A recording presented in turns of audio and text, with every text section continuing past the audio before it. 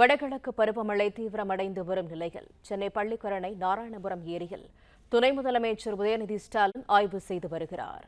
கூடுதல் தகவல்களை தருகிறார் செய்தியாளர் ஆதம். வணக்கம். முழு விவரங்கள் என்ன?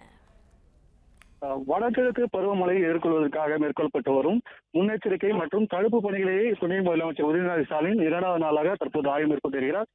அரசு துறை சார்ந்த உயரதிகாரிகளுடன் இந்த பணிகள் அவர் ஆய்வு மேற்கொண்டிருக்கிறார். தற்போது பள்ளிக்கரணை நாராயணபுரம் ஏரி முழு கொழுவு எட்டில் நிரம்பியுள்ள நிலையில் ஏரியின் மதுவிலிருந்து வெளியேறும் நீர்வரத்தையும் துணை முதலமைச்சர் உதயநிதி ஸ்டாலின் தற்போது பார்வையிட்டு வருகிறார். 2வது நாளாக இன்று அடையார், சோழிங்கநல்லூர், பள்ளிக்கரணை, நாராயணபுரம் ஏரி உள்ளிட்ட 7 முக்கிய இடங்களில் வெள்ள தடுப்பு மற்றும் நீர் வடிகால் பணிகள் முன்னேற்றம் குறித்து அவர் தீவிர ஆய்வு மேற்கொண்டிருக்கிறார். பருவமழையின் தாக்கம் காரணமாக தென் சென்னையில் வெள்ள பாதிப்புகள் ஏற்படாமல் இருக்க மேற்கொள்ள வேண்டிய அவசரம் மற்றும் நிரந்தர நடவடிக்கைகள் குறித்து அதிகாரிகளுடன் தேவையான அறிவுறுத்தல்களை வழங்கி வருகிறார். முன்னெச்சரிக்கை நடவடிக்கைகளை துரிதப்படுத்தவும் பொதுமக்களின் பாதுகாப்பை உறுதி செய்ய வேண்டும் என்றும், தாழ்வான பகுதியில் நீர்த்தேக்கங்கள் அதனை உடனடியாக அகற்ற தேவையான மோட்டார் பம்புகள் உள்ளிட்ட உபகரணங்களை தயாரில் இருக்க வேண்டும் என்ற அதிகாரிகளிடம் அவர் தற்போது அறிவுறுத்தல் மேற்கொண்டுள்ளார். தகவல்களுக்கு நன்றி ஆதாம்.